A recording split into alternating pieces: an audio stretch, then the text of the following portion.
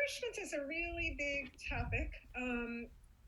I wanted to start by reading you one little thing from my book, little shameless promotion of book, Wired for God, Adventures of a Jewish Yogi. So I studied with an Indian teacher for many years who helped me through the process. And he had an 8-year, deeply, deeply uncomfortable process himself, where most of the time he was non-functional. And it was called the teacher's process, a rare process that enables you to become a real master, actually. It's a very rare process. And this is what he said when he first found his teacher. He approached a master that he had looked for years. He wandered around India, as Indians do when they want to find a master. He found one. And he said, this is, oh, you're going to do that? Yeah. He said, when I first met my master, he rejected me.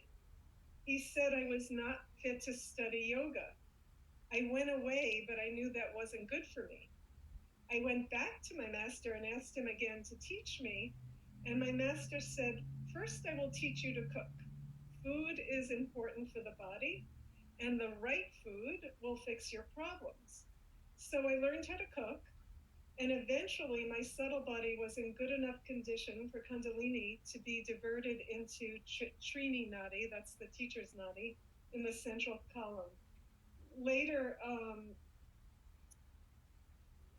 well, I'm not going to go into the other stuff because it's too complicated, but he later on became a glorified Indian foodie.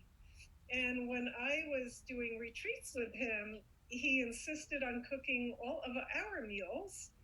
And he infused the food with light, basically. And my experience of eating his food was that it crossed the blood-brain barrier and went into, I don't know, light. It was like a chemical transmutation, alchemical transmutation, because the food he cooked was so infused with prana, and prana meaning life force energy.